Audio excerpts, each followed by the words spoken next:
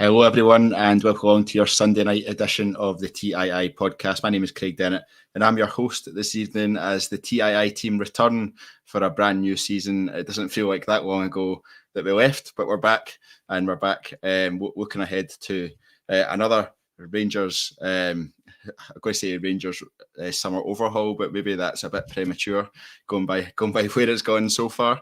Plenty of incomings, but zero outgoings at this stage. But we'll come on to talk about lots of that. Joining me to analyse all of the Rangers transfer activity so far, figure out if it's a concern yet or if we're too early for that one, is Tommy McIntyre. How you doing, Tommy?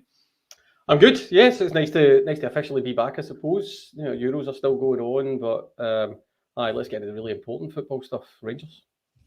Absolutely, and it's weird saying it's nice to be back when me and you were on a podcast on Friday night talking about Hamza Gamani, but we're back. Feels like we're never away. It feels like we're never away, Craig, never away. And we're also joined by Ross Chalmers as well. How you doing, Ross? I'm good. Yeah, I'm very good, thanks. It's been a long summer when it comes to no Rangers, and I'm kind of bored of the Euros now. I don't know about anyone else, but I kind of want the club football to come back. So yeah, it's glad to be back. I'm glad to be back, and it's going to be good getting stuck into all this transfer chat because I've seen a lot on social media today, a lot of negativity. So can't wait to get stuck in. Absolutely, there's plenty of teams stinking out the place at the Euros. So the sooner club football is back, the better. But we're heading into a new season. There's 6 names in the door already. 7 if you count Diomande. I'm not counting Diomande and within that list, but let's go for 6 names in the door already. But how are you feeling, Tommy? First of all, how are you feeling as we sort of look ahead to the new season? Do you feel rejuvenated? Do you feel full of hope? Or as some people put it on social media today, they're full of dread? Well, I don't know if you were asking me an existential question there or just about how I feel, right? Which is always negative, obviously, right? Because I'm dull. No, I think the door remains wide open, right? And I get why people want to see business done really quickly. We'll talk about that. But also, it's still, it's the 7th of July. There's lots going on around about the club, not all of it positive. We'll talk about that as well. But we've done some of the younger, early business, some of the players who are already in the club, you know, your Cortez and stuff like that, locked them down. And, you know, the club's been really clear that there'll be more experienced players coming in across the window. You know, nothing's guaranteed, but they're actively working on other deals. So I'm not entirely sure I follow all the negativity at this point. I always judge windows when they close, so to speak, and then you know who's in and who's out the club. So that's pretty much where we are. Yeah, Ross, does it just come across a bit of premature panic to you, or do you think there's some legitimacy in it, considering how other windows have gone? And I guess a lot of us are, probably me included as well, are stuck up on that Steven Gerrard thing of we need to get the players in for the start of pre-season. So when the players are actually back, and they've been back for a week now, and we've got a lot of young, promising talent in the door, but we don't have those experienced heads, I guess. And there's a lot of the, maybe harsh calling it deadwood from last season, but players that we fully expect to be leaving this summer and out the door, but they're still here and they're still scoring in closed doors pre-season friendlies like they did yesterday. Yeah, I think a lot of people will agree with you when you said deadwood there. I don't think people will be jumping to protect a lot of those players. I think we've got to be realistic in the Euros, even though we don't have a lot of players represented and maybe we're not kind of shopping in those markets. The transfer market does kind of trickle down. So a lot of club business will be held off at the moment and we will need that to kick off for us to get going. We have signed quite a few players, right? And I know they're inexperienced, but yeah, I actually think what we've done so far has been good. It's not enough, and I'm with Tommy on that in terms of you need to wait until the end of the window and judge it that way. I understand, like, we're all support at the end of the day. We all support Rangers. We are a bit impatient at times. I'm trying to not get there, but I do have concerns in terms of maybe how many experienced players we've been linked to. There haven't been a lot so far, but I suppose transfer rumours like, you know, Hamza Gamani and things that came out of nowhere. So I'm hoping that's going to come with time. I'm sure we're going to talk about Kenny McLean as we get into this podcast because that is the main one that's been linked at the moment. But overall, I feel okay at the moment. It sounds like I'm sitting on the fence here. I can see both sides in this. I think with the way the season went last year, I think a lot of fans are wanting to see a major overhaul and they want to see it quickly, but unfortunately, it takes time, and if we're claiming that a lot of our players aren't good enough to wear the jersey, then a lot of other clubs might be looking and going, well, they're not fit enough to wear ours either. So we need to wait until those bids come in, maybe to generate some budget that we can go out and bring another kind of income. And so I'm okay at the moment, Craig, but I certainly want to see a lot more in the next couple of weeks. It's worth saying as well, Tommy might have an opinion on this, but there was a rumour kind of floating around in terms of when it comes to accounts, you wait till July, there's maybe not as much in the previous year. You might be able to tell me if that's incorrect. So I've seen that floating around earlier in the week as well. So maybe there's some truth to that, and Rangers will maybe move things quicker as we get into the next couple of weeks. But yeah, overall, Craig, I'm fine. Well, I'll wait a couple of weeks before I start, the hysteria as such. Yeah, Tommy, I'll come to you on that point. But Ross, you said it sounds like you're sitting on the fence. It's because you did sit on the fence quite firmly. We're only 5 minutes in. Already. Jeez.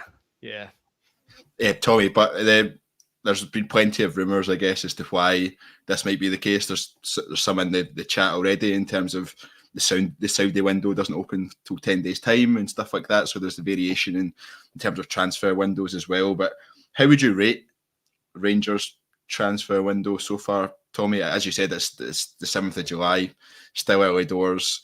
Still got about just under a month into our first competitive game. So there's plenty of time there. But as I said, fans can get impatient, especially when they expect it to be a big overhaul, and they expect plenty of players in the door, but plenty of players out the door as well. Yeah, I mean, how would I rate the window so far? You're absolutely at it, right? You're leading me down an alleyway there, but it's been fine for what it's supposed to be, which was the club have been clear that they're going to do people inside the club, your Cortez, etc., tie them up, get people at Balogun over the line, then get some of the younger players in. So they've done that part of it. Overall, I get why people are saying, right, but you want everybody in, but it just can't work like that. You've just rhymed off some of the really important reasons for that. If you're looking at James Tavernier, Connor Goldson's maybe going to Saudi or whatever, then that needs to unlock when that window opens. That then triggers the rest of the market. It's the same every single window with every single club. There's very few clubs out there who start the market. You know what I mean? And we're not necessarily one of those clubs. So what you're saying is, right, who's available? Lots of players talking to lots of clubs, agents firing stuff out left, right, and centre, trying to get the very best deal for their client, and then we're in those conversations. So this part of the window, you can be is finalising those conversations and know that you're in serious talks, and then try to get that over the line. When it comes to, again, if you go to Saudi or you go to the books or whatever, yeah, you're taking account of everything, and that includes the club taking account of what might be the overspill and impact of the delay to the structural stuff in terms of the stadium as well. So it all needs to be constantly cycled through. And then the club have been consistent. I'm not saying I fully support them on all this, by the way, but they've been fairly consistent in that player by player, case by case comes up, and then they make a decision on where the budget should be spent. So what we do know is they are absolutely in talks for serious players who have got experience, and they're trying to get them over the line. But it's quite a complicated situation, as I've just laid out there. So yeah, we'll see where we end up at the end of the window, and that includes outgoings and incomings. That should never be a bad thing. It's you're quite right to be able to have both positions. You can say, I'd love things to be quicker and everybody be in the door and already pictured and training and on flights and all that. But you can also have the same position of, right, well, it's not went wrong until the end of the window, and then you take a position on everything that's went before. That's fairly logical in my opinion. Mon, sit in the fence with me, Tommy. Well, no, I think I've pretty much deconstructed the fence there, to be honest with you. I've cut a wee hole in it and slid through, but that's it. It's fine to say we would all have loved there to be players at the Euros who are performing really well, who have signed contracts, right? Yeah. That kind of Arthur Newman type scenario, right? I think it was the World Cup, not the Euros with him, but that type of vibe, right? But it's not. What we've done is we've done our under the radar work, got younger players in, cemented some people that we really wanted at a club like Cortez, etc.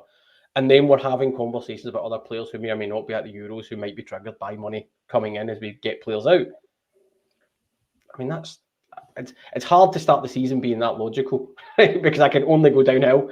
But that's essentially the essence of it. Yeah, Ross, RFC 72 kind of outlines one of the viewpoints, I guess, that's held by many. We've not improved our start 11 from last season.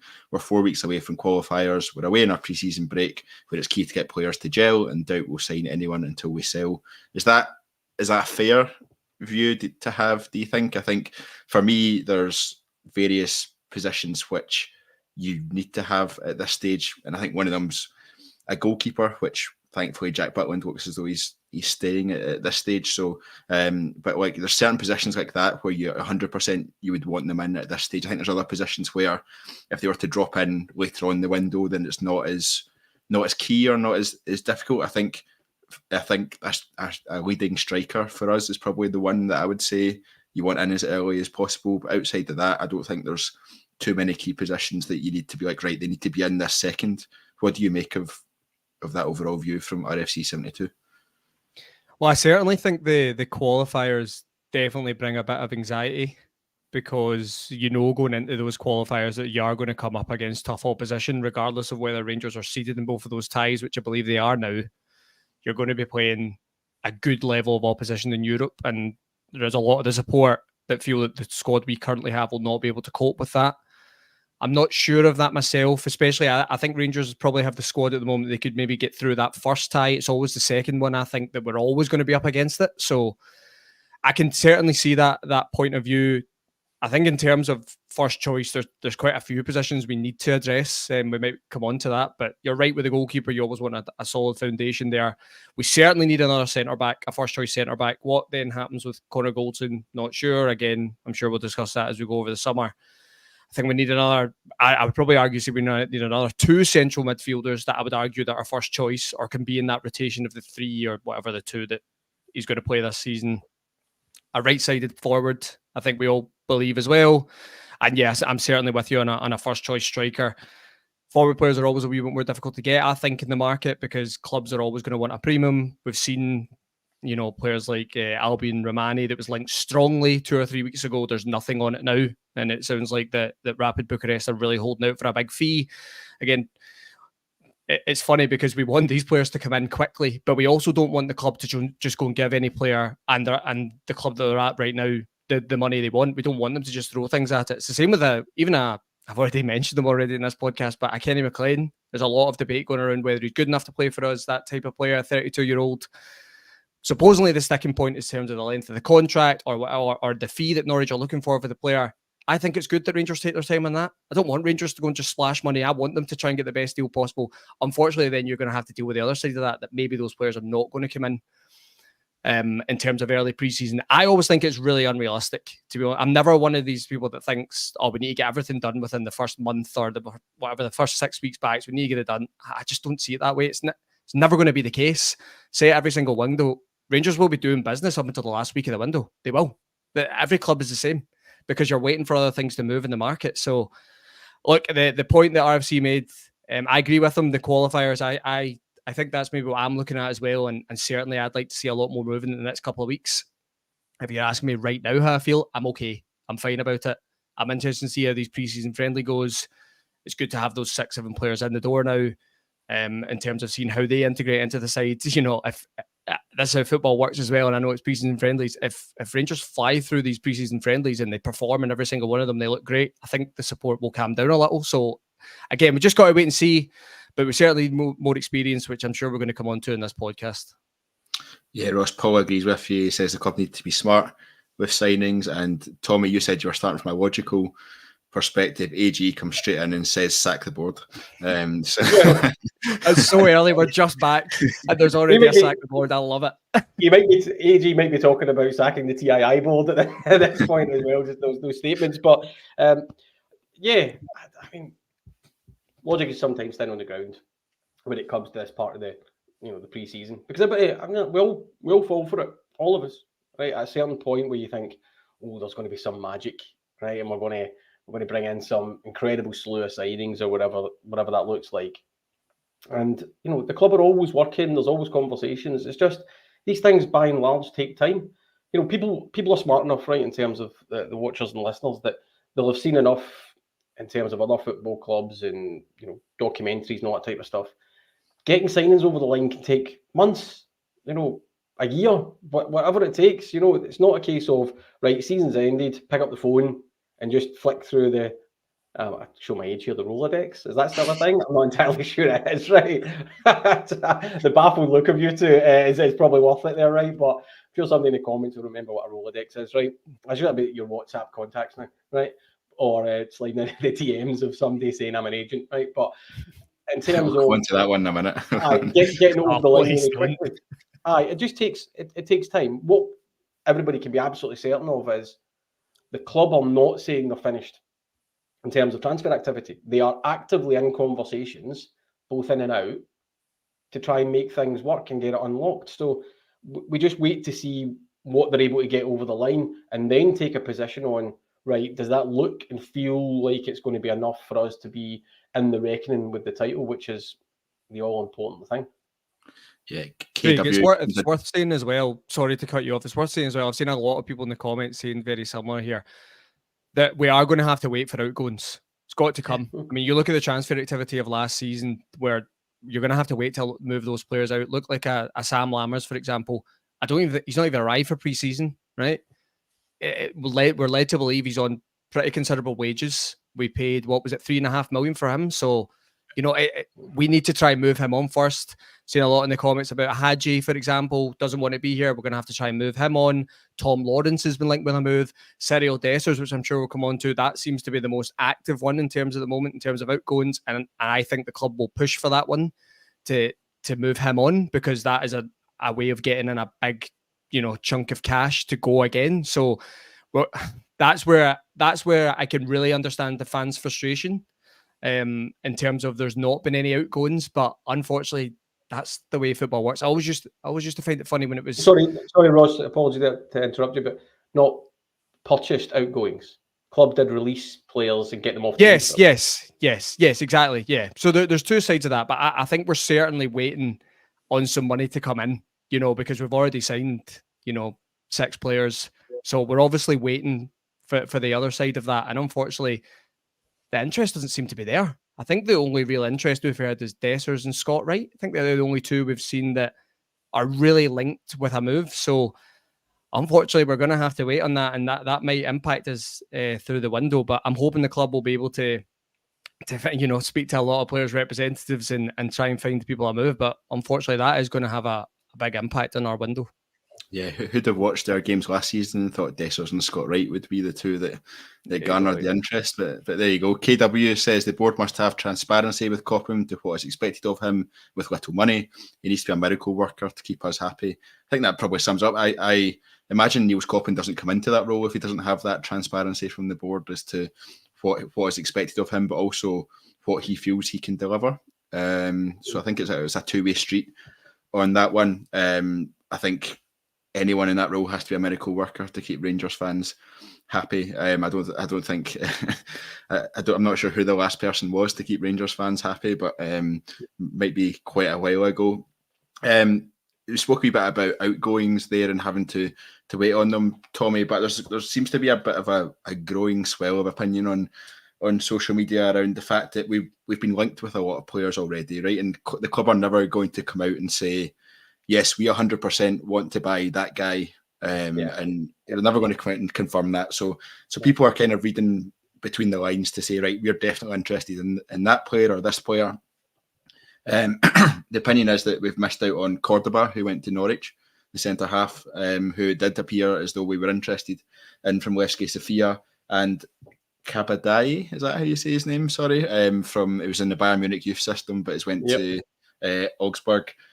There's a growing opinion, I think, and I don't know if it's just we all hate the board and the football department and we just want to jump on any potential negative that there is, but there's kind of a growing opinion that we're missing out on these early rumoured targets, so they must be our top targets. So then, therefore, the football department are failing and not doing what is expected of them. Is that a fair opinion in your eyes? Probably not. Such is the nature of rumours, right? And there's varying degrees of substance to any rumour, right? It's easy to then say, right, we've missed out. And again, I feel like I'm taking a somewhat positive position, right? I'm not, in all honesty. But again, it was a really complex set of circumstances. The player could say, it wasn't for me, thanks for the conversation. It was a really good, it felt like a good fit, but actually somebody's got a better position for me, like any job offer, right? And that can enhance my profile, or they just put more money on the table, right? And there's varying degrees of seriousness of the conversations and which part you're in. You know what I mean? You could politely have the phone picked up to you if you phone Lionel Messi's agents and say, we would love to have a conversation. That's them being polite. You're not going to be signing Lionel Messi. You know what I mean? And so I think there's always it's easy to say we've missed out. It's easy for a lot of kind of mainstream media to say we've missed out because it puts a negative slant on it and it allows to drive a certain conversation. But what does missed out in most people's mind mean? We weren't willing to break the budget structure. We weren't willing to give guarantees about playing time. We weren't willing to do X or Y or Z, or we just got beaten by somebody who had a better, financial package or whatever it looked like. So that's how it works, right? It's the same for anybody listening and watching in their day-to-day jobs. If somebody offers you X more, you then sit down and go, right, do I get to work from home? Do I get time spent with the family? Is there a chance of promotion? Blah, blah, blah, blah, blah, blah, blah. And all those things come into your final conclusion. So when you say missed out, it starts from a negative is probably what my frustration with that stuff is. In a conversation, and then you stuck to your guns. That sounds a lot more positive, right? There comes a point in time where you need to take a risk, and that's maybe where people get frustrated with the board. Are they seen to take a risk because it's worth it for a player? But again, that's a slippery slope. It depends on the player. It depends on what you're going to get from it. So I feel like I'm taking an uber kind of logical position already this season, but that's it. It's not necessarily negative because you get into a conversation and then both parties, and sometimes it's both parties, decide it's not for them. Sometimes the club goes, do you know what, we thought we were getting X, turned out it was a bit of Y, it's not really for us, we've got other targets, or the preferred target becomes available halfway through the conversation with your third choice target. So you walk away from the third choice, but that's the one the rumour was about. All of those things constantly in flux, constantly in play until somebody is signed. That's the nature of the rumour factory. Yeah, Ross, is there really a way the club can win at this? All About Rangers says we all wanted the club to do transfers private and away from the mainstream media. Maybe this is what they are doing behind the scenes and we have no leaks within the club. Not a bad thing. It was something that under Gerrard and Gio to an extent as well, we saw that there was no rumours, and then a signing would just land, and there would be maybe about 20 minutes before the signing landed, you would hear about it, and then scarf picture and off you go. We've kind of moved away from that in the last couple of years. I think there have been slightly more rumours that have been accurate. A lot of them come from the countries that we're buying the players from as well, which the club has no control over. But what do you make of that balance of a lot of fans wanted to see the club do the transfers quietly and get them over the line and then reveal them, versus people are just desperate for rumours in a time when there's no football and they want Rangers news? Well, I think you asked, making the club win, and the short answer is no, they can't win. You're going to upset one section of the sport, you're going to upset another. So, look, I understand the frustration. I actually preferred it those days where you didn't hear a thing. Football, I think, has changed again, the landscape in the last 3, 4, 5 years, and guys like Fabrizio Romano, who seem to have every single source available to them, then they're able to leak everything. And I think that's kind of what happens. You've also made a really good point there in terms of the information always seems to come out from the country in terms of where we're buying the player. It doesn't seem to be a lot of Scottish leaks at this point. Even the Connor Barron one, that was very late on. That was way down the line of that deal when the actual mainstream media got hold of it. So Rangers clearly have a good handle of the kind of leaks in terms of our own nation, but you can't really control anything outside of that. So I feel for the club when it comes to that. I just think it's just part of football now in terms of transfers, that there are going to be leaks, or there's going to be rumours in terms of players, or agents are going to try and we're all well aware that Rangers need a bit of an overhaul this summer. Agents are going to use that to their advantage. Like, the number of players I've seen on Twitter the last couple of weeks that have been linked with Rangers, never heard of them before, and the rumour just vanishes after that. It's just a way for agents to get their player out there and be linked with a big club like ours. So again, that comes with the frustration of it, because fans read that and they go, oh, look, I'll start looking into this player. It looks like Rangers are linked with him. Then it goes quiet. The Kabadai one is the one I think that's really frustrated the support, because I think there was quite a lot of people saying that was really close or it was pretty much done.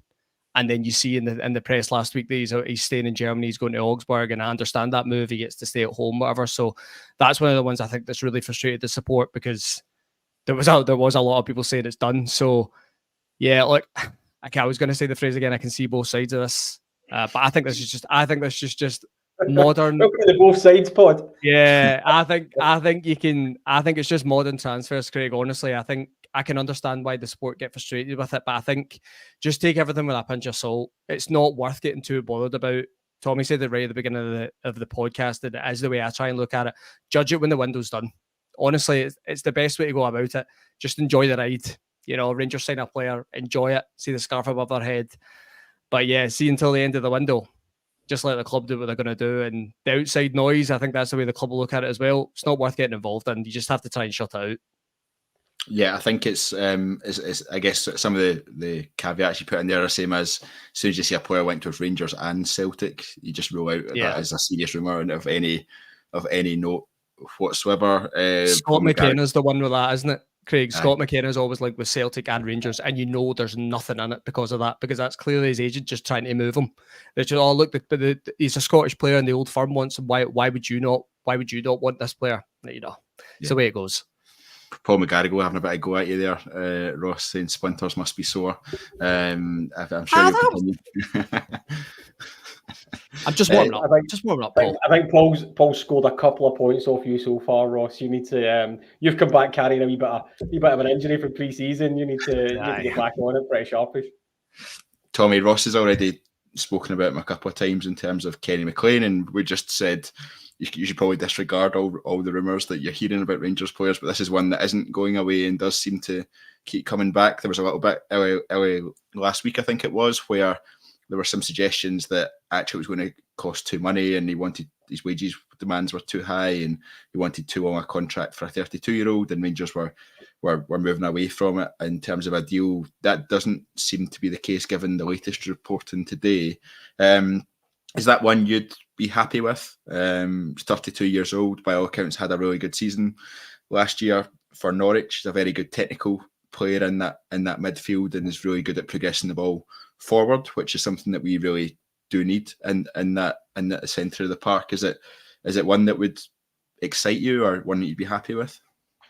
Excite is maybe a word too far, but I wouldn't be unhappy with it. I think he's a player that I like and have liked.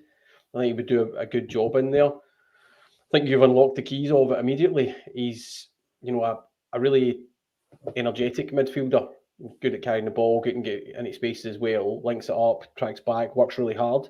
When you start to get to 32, it becomes about being able to do that consistently, the energy levels, etc., which plays right anywhere that the club are. You don't want to be handing 5-year, 4-year contracts to 32-year-olds.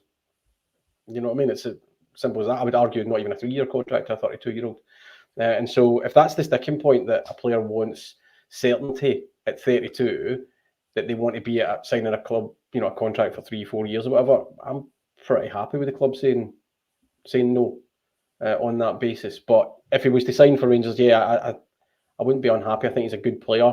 I think he would add something in the midfield. He would give us a dimension, and he's got the right kind of stuff to help us in an area that's been pretty troubling for a long, long time. And I can see him, Diomande, etc., working in pretty well together. So yeah, hopefully the club can get that one over the line, because the player obviously wants to come. But it goes back to what we've been saying consistently. If there's a theme to this podcast, it's that things are complicated and take time, and ultimately the club need to be the one in control of the conversation, not the player, not the player's agent.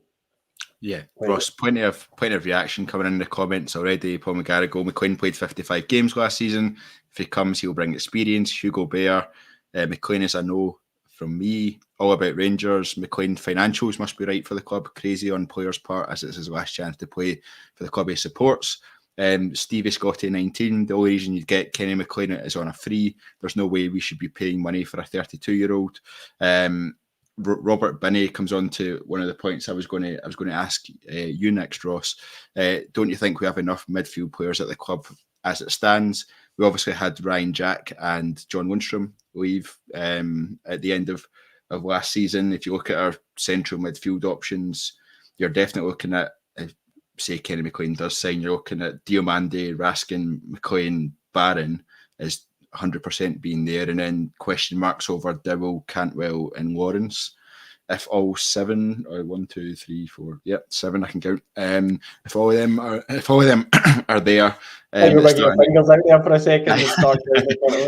If all of them are there at the start of next season, is that midfield strong enough for you? To me, it seems a little bit weak from what I would expect that we need. No, it's definitely not strong enough. I can understand where Robert's coming from and saying, don't you think we have enough midfielders already at the club? Yeah, but we don't have enough midfielders that are good enough at the club. I think that's the main point here. I think Diomande is a stick-on. I think he's shown since he signed in January that he looks a little bit above everyone else, actually. So I think he will play every single week this season. Raskin came on to a bit of a game towards the end, but I don't think he's done enough under Clement to justify a starting place every single week. Connor Barron is one I think that will come in and out, especially domestically to start with. I think it's a really good signing. So bringing a Kenny McLean in there, I was going to say a no-brainer. I don't think it's a no-brainer, but I won't sit in the fence with this one. I would sign Kenny McLean all day. I really would. I think it's an easy one.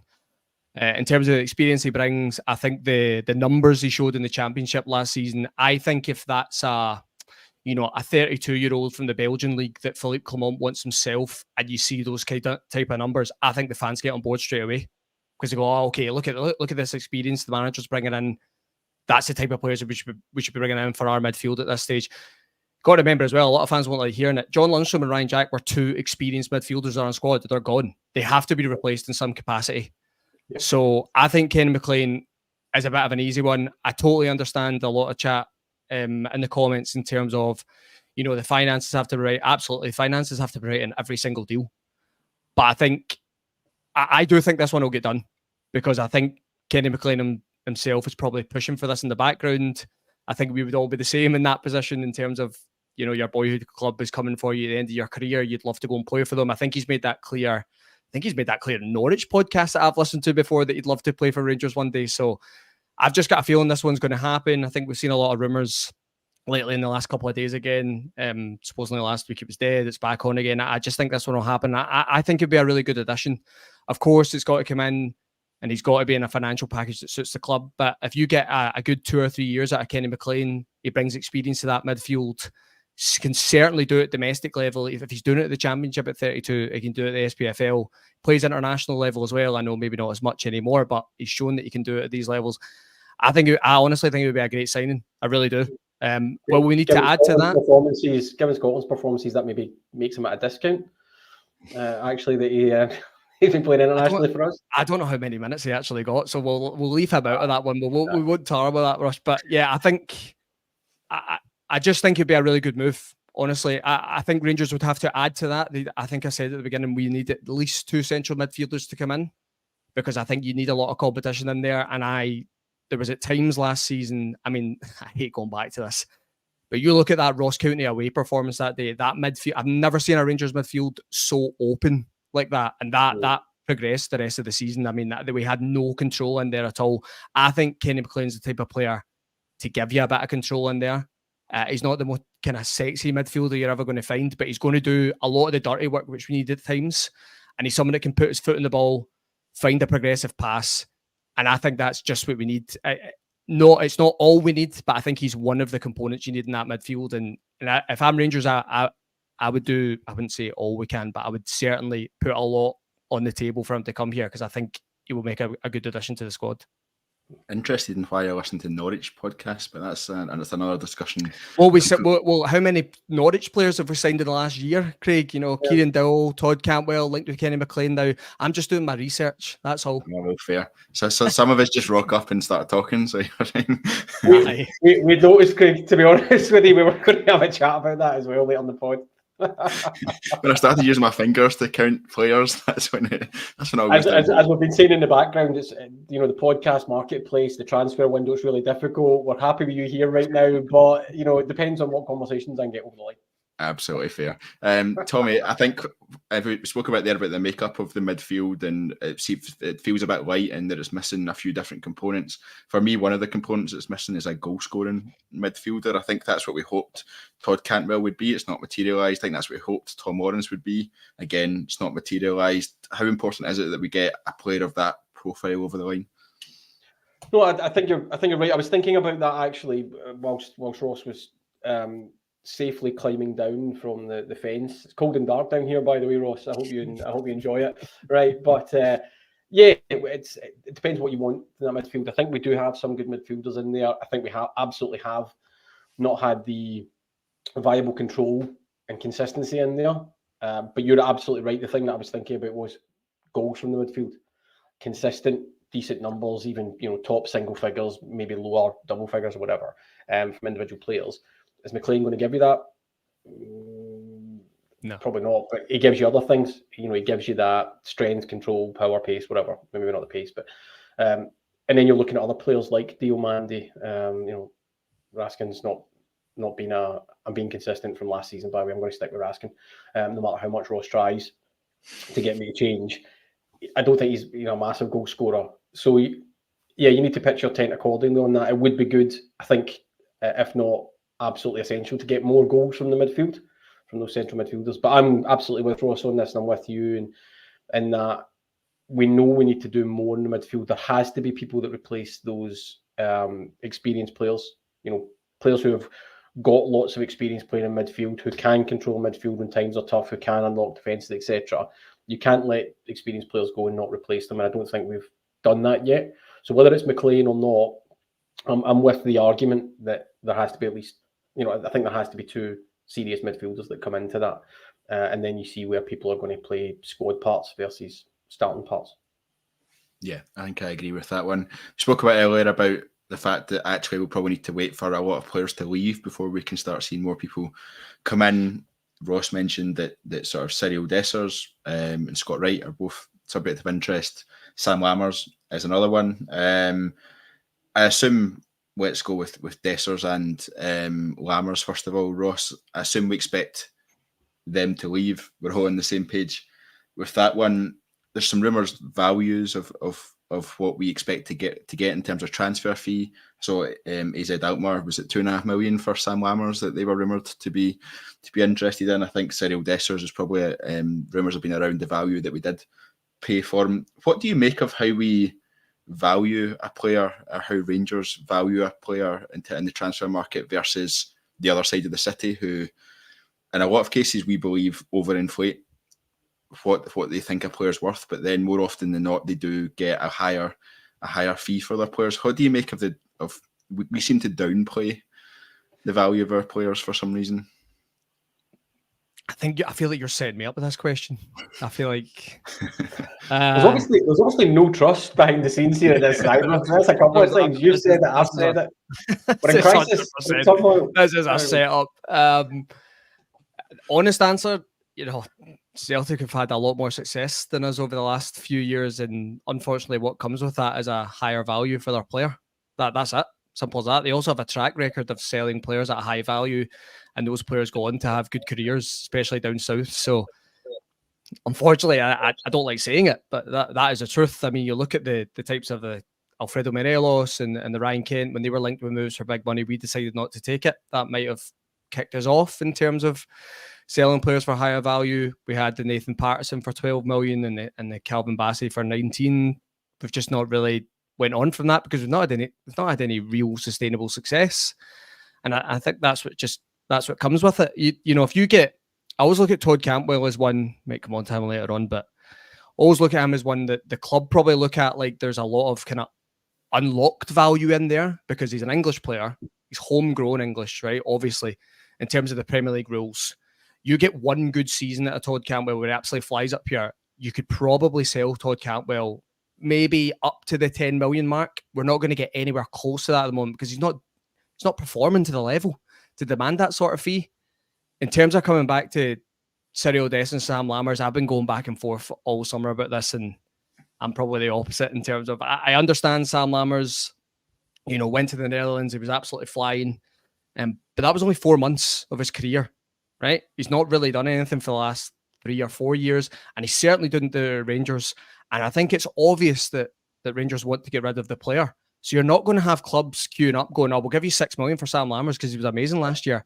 They're going to be like, oh, you're desperate to give him. They take 1.5 million. We'll give you 1.5 million. We'll give you 2 million.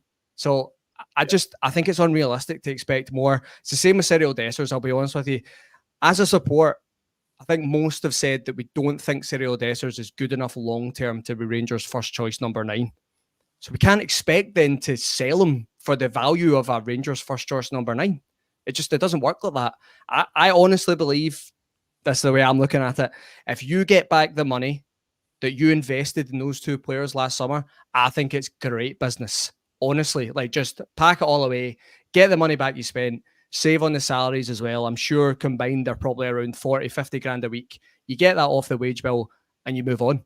You give Philippe Clement more to play with in terms of his squad building, and that's it. You just draw a line under it and move on. I think that's good business. I know that we should always be trying to get absolutely maximise the value of our players, and I get it, but they've got to be performing at a certain level for that.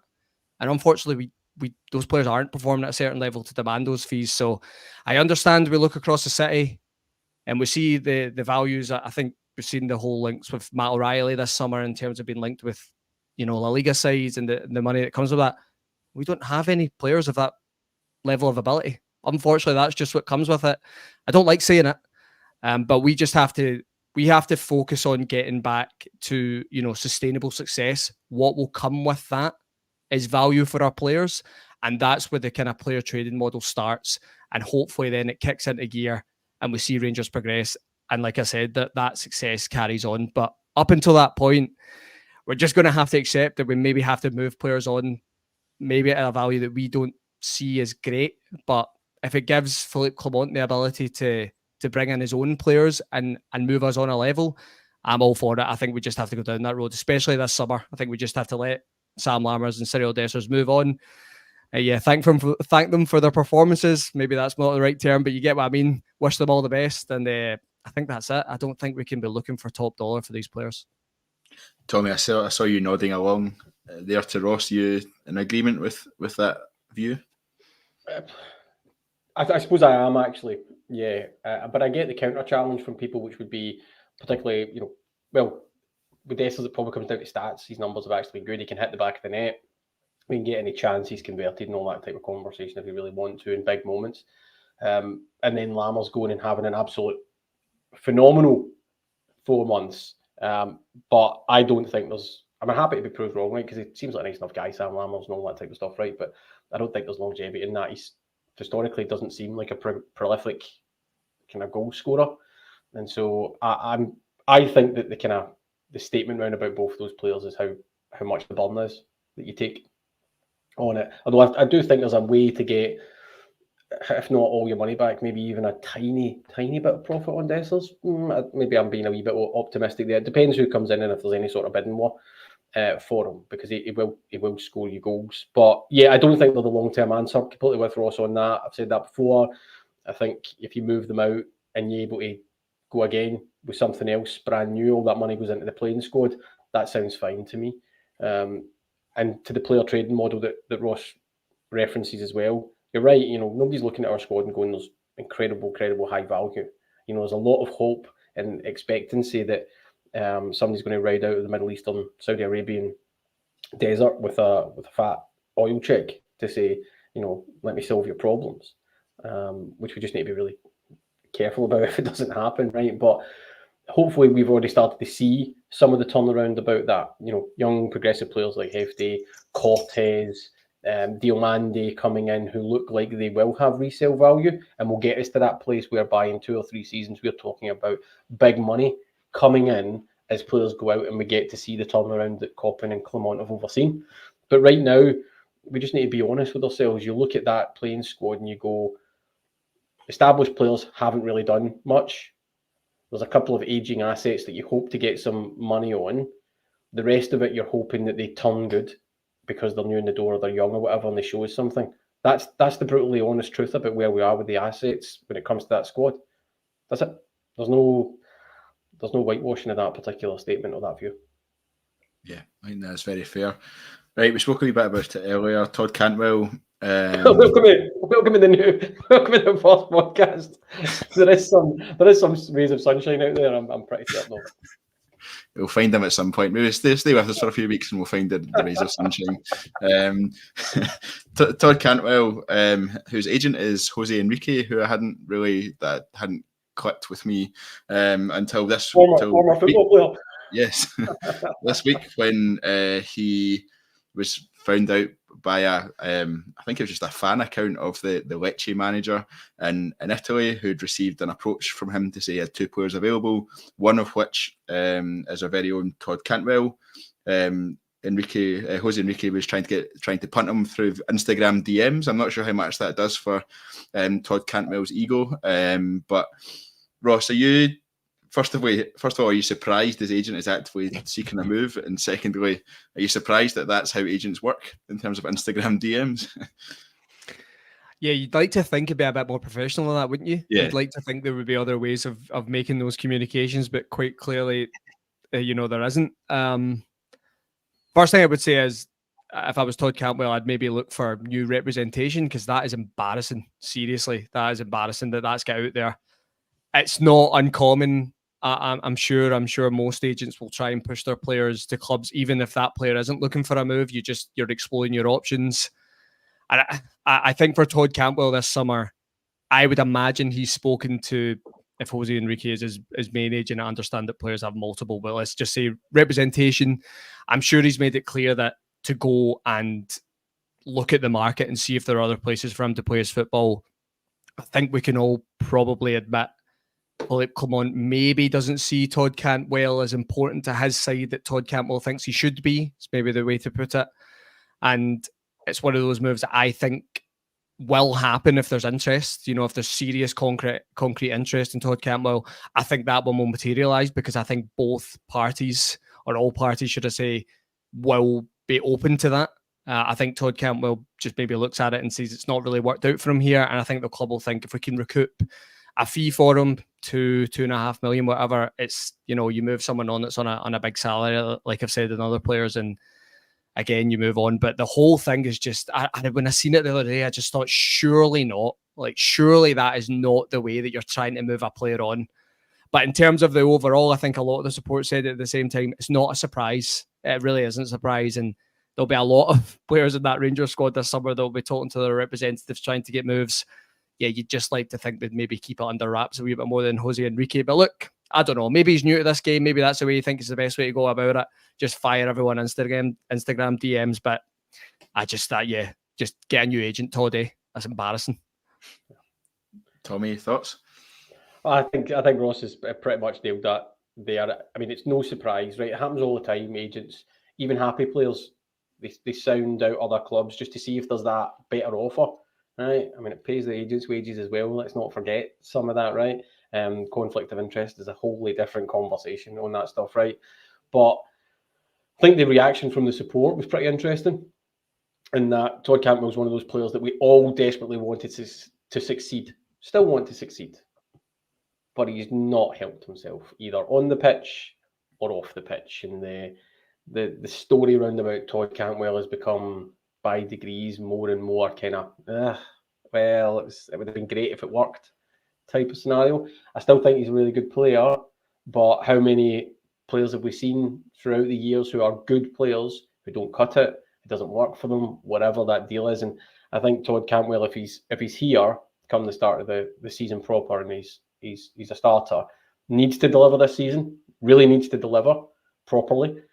And doesn't think he's got that in his locker, then I wish probably him and Jose's very, very odd approach strategy all the very, very best, because I don't think he's done enough to hold himself apart from the failures of the squad in general.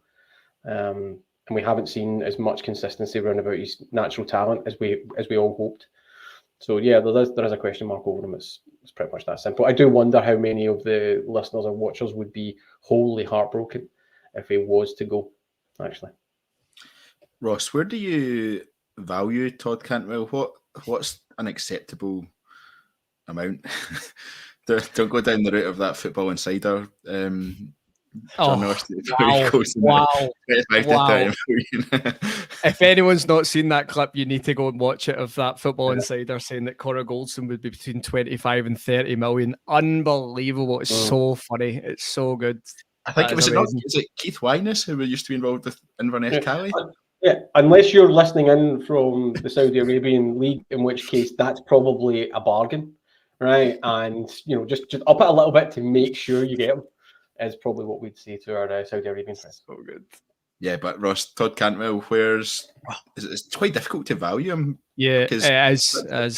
Transfer market I think it's 8.5 million. Obviously, it's going to be nowhere near that. But it's where do you pitch it? Well, what does Todd Campbell have left? Is it 2 years he has left of his deal?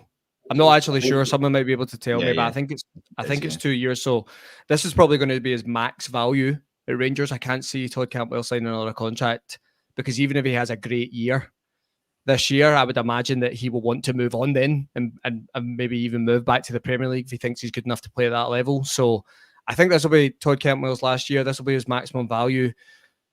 This is a tough one, honestly. I really think Rangers would probably come to the table at around 2 or 3 million. I really do. I was going to say between 3 and 4, but yeah, not far off. I just don't. I think me and Tommy slightly different on this. I actually remember having this chat with you last week, Tommy, about Todd Campbell. I think at times we haven't helped him in terms of playing him in different roles. I think under Michael Beale, we can all remember he played him a lot deeper at times. Yeah. He would then move him back to a number 10 position. The next week he'd move him back. I don't think that helped him. Then obviously Clement came in. I think we had a lot of injuries at the time, so Todd Campbell was playing off the right. We all know how that went. Clement hooked him at 30 minutes in that game in Europa League.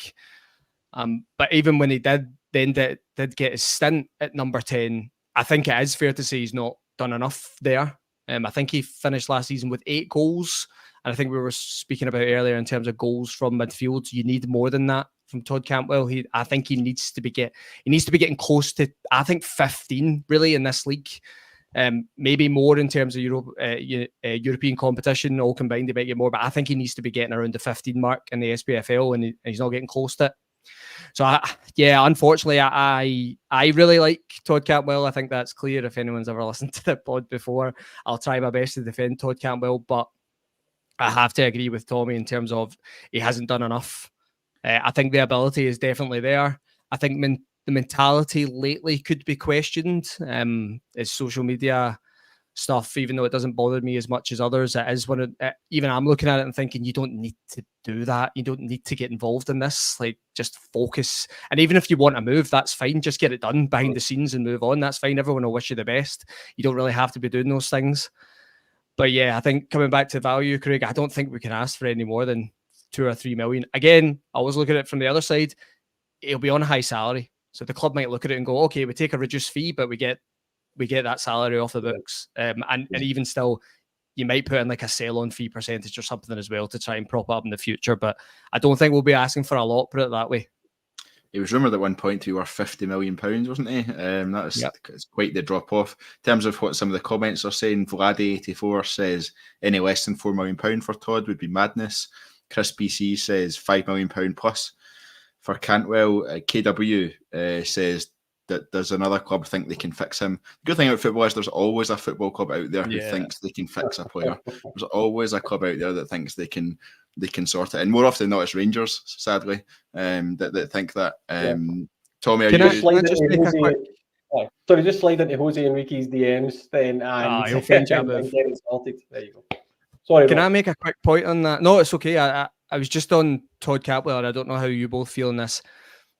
I think the value that you would get for Todd Campbell this summer, I don't think is worth selling him. Now, it's different if Todd Campbell is sitting in the background and he's pushing for a move and he doesn't want to be here, let him go, right? I think that applies for everyone. But if Todd Campbell is happy to be here and he wants to perform for Rangers and he wants to do his best, I think the value would get for him is just not worth selling. Because like I said earlier, if you were able to get one good season out of Todd Campbell, because of that English status, if you get any interest from down south, his value will go right up. That's just what comes with it. So I think for the level of player you have, the potential value you could get. Again, it comes down to he's got to perform, and we've not seen enough of that. But I just think you'd just be worth keeping hold of him. That's the way I look at it. If Luke Clement was to come out tomorrow and be like, absolutely, this guy is just not in my plans, again, move him on, right? But if Luke Clement's not at that stage yet, he still thinks that there is a player in there and he wants to work with him, and he wants to maybe work in the mentality side for Todd Campbell, he thinks he can get him to his best, then I think you keep hold of him, because I don't think in terms of, and again, he doesn't show it enough, but I think on his day, I don't think we have as many players as good as Todd Campbell on that side. I really don't. Just in terms of individual ability, he is one of the top players in that squad. So I think it's worth keeping hold of him this summer and trying to get something out of him. I'd agree with that. I think there is a tipping point in terms of actually he's worth more to us than that money is.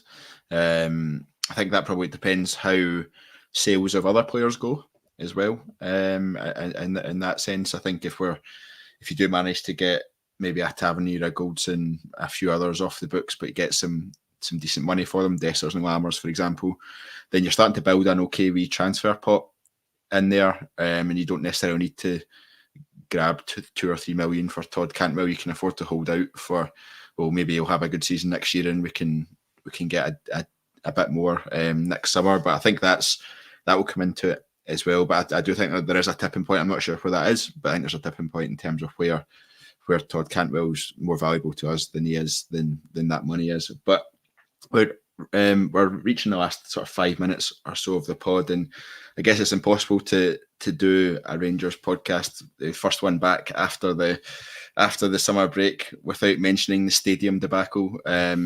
We don't have somewhere to play our games in August.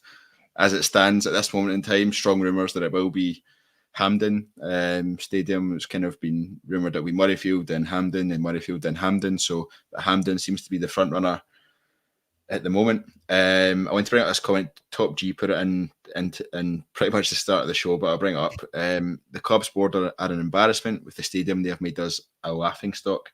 Tommy, how can something like this be allowed to happen? Oh, well, that's a very wide. Last 5 minutes, did you say?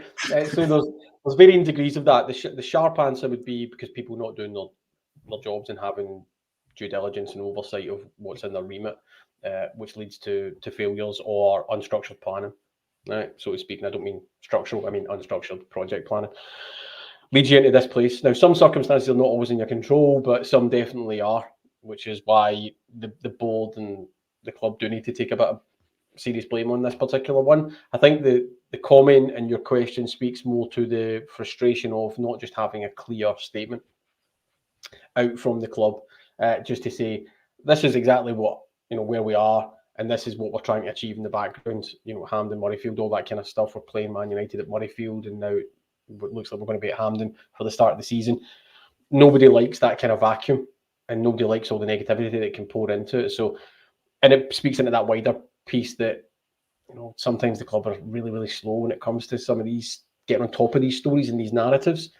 So yeah, it is it is a real embarrassment, actually. I'd probably say, it looks pretty horrific from the outside of, right, we were going to do some works that were attempting to do something positive, but we've not been able to get it over the line, and now it looks like we're going to be, out of our own home and in a temporary stadium for the start of the season. That's never good. There's no two ways to dress that up. It's a bad story. I think the club could have been better in explaining some of the bits that were within our control that weren't done right, and that were outside of our control that didn't go our way.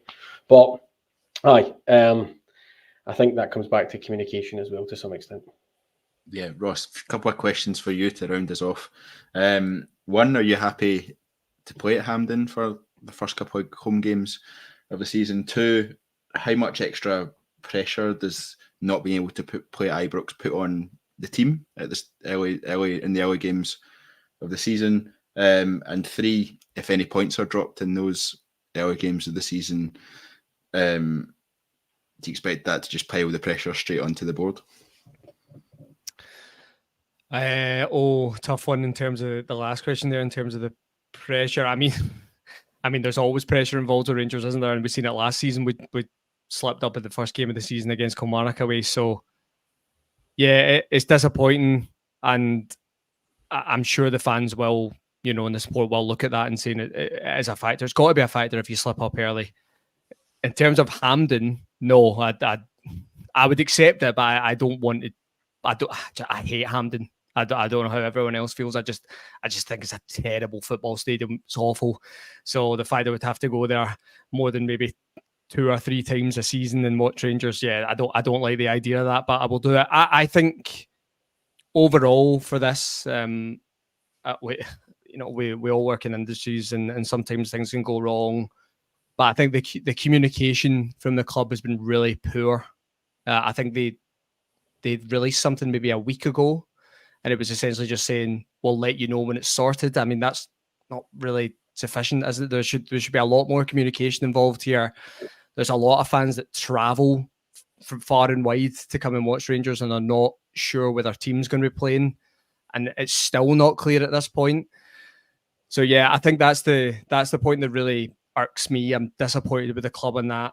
It's happened now. The delay is there, and that's it. We're going to have to try and move on. But you've got to think of the fans a little bit here. You've got to communicate with them. Just be honest. Just say exactly what's going on. Try and give a timeline. Just something. Just going quiet on it. It doesn't sit well with me. But I don't think that's going to change, because I think we've all said over the years that we don't get enough communication from the board, and it looks like it's happening again in this circumstance. Yeah, it really does. And I think my only hope is if we play at Hampden is that we get used to playing at Hampden, and therefore it becomes less of a thing of Rangers struggling to play at Hampden. that's the only positive I could derive. Good try there, Craig. That's a real good try there. A real good try. It's a real positive way to end the podcast as well, isn't it? That was Yeah. Let's go for that. But yeah, thank you very much to Ross and Tommy for joining us. We'll round it off there. Thank you very much to you all for listening. If you enjoyed the podcast, please do drop a like on the video. Please do subscribe to the YouTube channel or on any of the audio platforms, Spotify, Apple Music, etc. that you listen to the podcast on. We also have YouTube memberships open, $1.99 a month. It's a good way to donate to the podcast and to allow us to continue to do what we do. All money is reinvested back into the podcast and making our content better. There's no obligation to do it. All our content will remain free. So it's just a way to donate to the podcast if you enjoy the content. But thank you very much, everyone, for listening. And until next time, goodbye.